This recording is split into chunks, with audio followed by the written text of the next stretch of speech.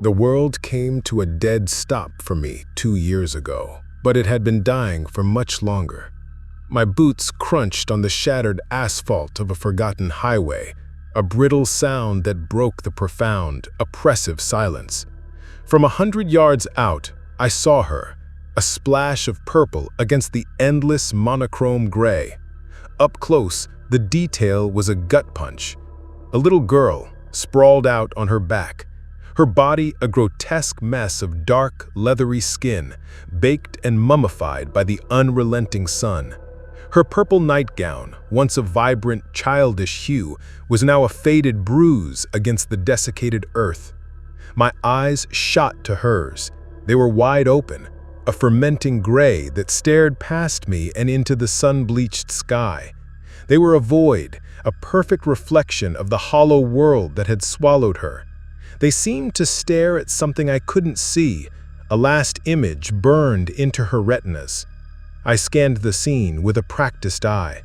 No other bodies. They rarely left them behind. The people who left, the ones who had a choice, they wanted a clean slate when they came back. They wanted a world they could pretend was fresh, wiped clean of its rotting history. But they didn't account for this. A hole was growing in her cheek, the flesh around it a bruised pulp, a recent and brutal violation of a body that had already endured so much. From the wound, blue tendrils twisted out, each one tipped with a tiny orange spark, like a fungal spore that had found its perfect host. The stench was a bitter, metallic, sweet perfume, a smell I knew intimately. The smell of the synthetic plague that had replaced everything. I bit my tongue, the metallic tang of blood a bitter counterpoint to the scene. The blue and orange were all that was left of nature. I missed the trees, the grass, the simple, chaotic green of a world that once breathed. Now the closest thing to life was this artificial infection, a parasite that ate the dead and clawed at the sky, a final grotesque flourish of the world's end. A wave of excitement, sharp and unwelcome, jolted through me. She was a sign. A body meant someone had been here, and recently. The fleeting possibility of another survivor, of another human voice, was a siren song I could never resist. My mind flashed back 6 years. The scene was different, but the core was the same. My father's body lay pristine in the dirt, the pistol still loose in his hand. A clean shot, a tight red hole in his temple. The blood was a black pool around his head, dotted with pieces of his brain. His eyes, dislodged by the bullet's force, were a bruised, bloody red, smiling at me. I half expected them to snap to life, to stare me down as his gun fired a matching shot through my own temple. The fear and relief from that day were a cold, twisting knot in my stomach. The relief was a shameful thing, a whisper that said, "It's over now. You don't have to carry this anymore." Just like the hole in the little girl's cheek, the hole in his temple was a sign of a choice made, an escape taken, a way out, a permanent solution to a temporary problem, or so I had always been told. I moved without thinking, my movements a cold, efficient dance of survival. I took the gun, its grip worn smooth by his calloused hand, and his shoes, the leather cracked but still salvageable. I turned my back and left. As I crested a hill of dead yellow grass, I looked back. He was roadkill on the highway, a broken piece of the past, with our smoking, overturned truck a few feet away. I swiped a hand across my forehead, smearing blood from an unseen cut, and pressed on. The sun was a white hammer against my skull, a crushing weight of heat that turned the world to a dull, numbing gray. Back on the highway, I saw the little girl's calf, the purple nightgown clinging to her sun-scorched skin, a dark, ugly hole, the gunshot. It was a familiar sight, a pattern of violence and despair etched into the very fabric of this existence. But it was the purple nightgown that finally broke the dam of my detachment, the vivid, impossible color in this bleached world. My stomach heaved. I stumbled to the side of the road and vomited onto the tarmac, the bitter taste of bile a raw punishment. She was a child, the same age as me when I'd left my father behind. I looked at her again, her small, mummified body, the vivid purple, and the sickness returned, a fresh wave of grief and disgust. The past was right here, staring up from the road, the silent witness. It happened in the night. That was the one clear thought I could latch on to, sitting on the sun-baked tarmac and staring at the little dead girl. Her body was a still monument to some unseen violence, and around it I could just make out the faint, sun-bleached tire marks on the road. She had gone, I thought, the phrase a hollow mantra I had heard 1,000 times before. So young, the words felt foreign on my tongue, a sentiment from another life. She had died in the inky, endless night, seething with a red-hot pain I could only imagine, alone with not a single person to witness the last moments of who she might have once been. The sun was a low, cruel orange on the horizon, slowly rising and stealing the last of the blue from the sky. The small pile of vomit to my side would begin to cook soon, like a stinking goose egg frying in the oppressive heat. I stood up, my knees cracking and groaning in protest. I looked at her once more, and she was no longer a person. She was a china doll, cracked and fading in the sun, a grotesque display of what this world did to people. I turned my head away, back to the road, the tarmac ahead of me melting into a black, shimmering puddle on the horizon. The heat was a living thing, a weight pressing down on my lungs, a silent, suffocating presence that was always there, always waiting. I remember that day had been the last wink of winter, or what would have been winter if the seasons hadn't become a joke. My diary says so, March 3rd. The day I had scrawled that entry felt impossibly distant, almost certainly wrong. The last time I was truly sure of the day, the month, the year, I was 9.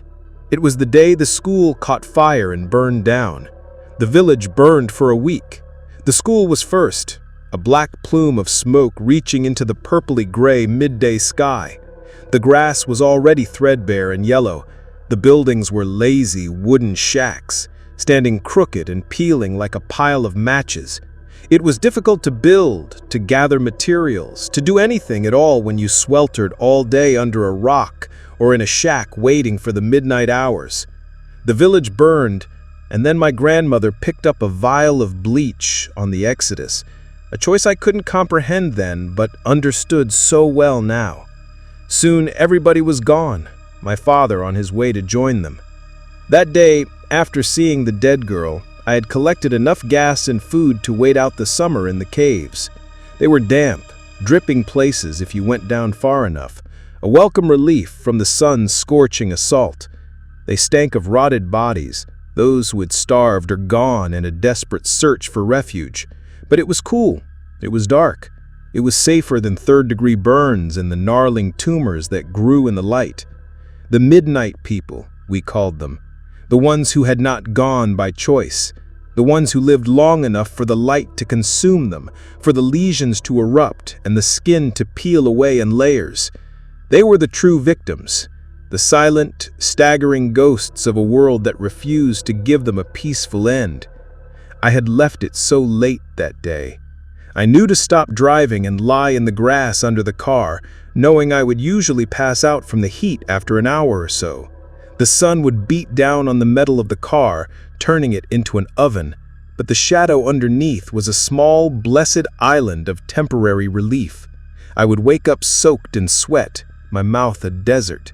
When the sun was finally lower in the sky, a searing orange and red, the sky a bruised mix of green and pink, I poured water over myself, gushing the last of it through my cracked, bleeding lips. And then I drove. The steering wheel was a hot, slick thing under my hands. The engine whined in protest, a sound of life in a world of death. I had left it so late, so dangerously late that toward the end of the journey, they started to appear in the sky. Small black dots at first, but they got bigger. They're ships, full of, I don't know, probably scientists in gray coats, watching, waiting for everything to die so they could start again. They are nothing but black pebbles in the sunset to me, and they disappear in the safety of the night. Black pebbles, no windows, no movement, no noise. They just float calmly in the sky. Black beads, watching as Earth eats itself like a starving coyote in the desert, picking at its own ribcage for morsels of its fleshy stomach, a stomach long gone. That little dead girl was a premonition, I suppose, a final sign of the silent, dissociative half-decade of white, oppressive heat. Each year since then has dripped onto my lips, like the last of the water in the hip flask I dangle, now as I speak, above my head. A slow, agonizing descent into nothing. I should have been gone for the caves days ago. I stand on the roof of a gas station, my boots scraping on the sun-blasted tar paper. It's midday. The sky is a uniform, opaque gray, a solid sheet of heat reflecting off the earth. The yellow-brown plains sprawl outwards, an endless, dead ocean on all sides. The highway below cuts a single black line down the middle of the nothing. The silence is absolute. It is a presence, not an absence. A deafening stillness, like a red sea crashing down on my shoulders, burrowing into my dry, blistered throat. My face is a raw, tight mask. Blood leaks from the blisters on my cheeks, a slow, hot ooze that starts to boil as it trickles down my chin, etching teary burns down my neck. I don't feel it. I don't feel anything. I'm just a pair of eyes, a vessel for observation. The caves, the promise of safety, the memory of shelter. I forgot it all a long time ago. I've been waiting for this day, the last day of what used to be winter, the final wink, the one day where the air is so thick with heat and stillness that it promises to break. I hold my arms out wide, palms turned up to the empty sky. From somewhere far away, a place much bluer and greener, much louder than this one, I can feel a faint burn, like an old photograph held to a campfire. The sensation starts to build, to crackle, and it no longer feels like the pain of boiling blood. It feels like rain, cold and relieving, a sensation I have not felt in more than a decade. The memory is sharp, cutting through the haze of the heat and the numbness. It is a moment of pure, unadulterated sensation in a world that has stripped me of all feeling. I bleached myself intentionally. I went to one of the rotted bodies deep in the caves. He was a man, his eyes milky and half-closed in the sputtering torchlight, his mouth slack. A bottle, half empty, had rolled from his right hand, and a frothy foam still clung to his lips. He reminded me of my little brother, Jeffrey. My mother had always said he was so much like our father. He would have been a man now, a man who would have lived a long, happy life if he hadn't. I wondered if, had he lived, had he grown up in the green and blue world we once knew, he would have looked just like that. I knelt and kissed his forehead, a final act of respect, and not long after, I began to forget. It was sweet. It was like falling slowly asleep, a descent into a quiet, black nothingness. The nightmare, this fucking nightmare, I hear myself scream it from far away, from a place in the blue and green. It's a sound I hear with a detached fondness, the last vestiges of a past self.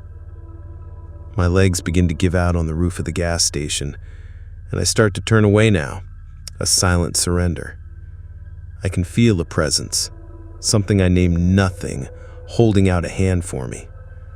The blistered now, the reality of the scorching sun and the endless plains, is a universe away. Just before I turn, just before I walk down the hill and leave it all behind, the rain pours onto my neck, a cold, blurring sensation that turns the world into a sweet, comfortable gray. An expansive, eternal gray. As my vision dissolves, I see her one last time, the little dead girl, lying on the highway, sprawled out on the scorched earth, I smile as I slip away. I smile at her red, unblinking eyes, at the shared, perfect peace of being gone.